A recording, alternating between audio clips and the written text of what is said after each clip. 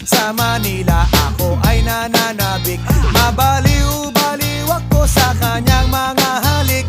Okay lang di maiwasan na mamiss paminsan-minsan, pero pag kami nakita aking panggigigilan, di ko siya titigilan when she comes. Di ko siya titigilan when she comes.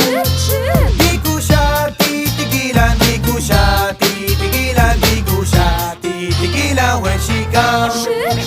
Kay ganda ng aming samahan at walang nanlalamig, mas pa sa mag-asawa ang aming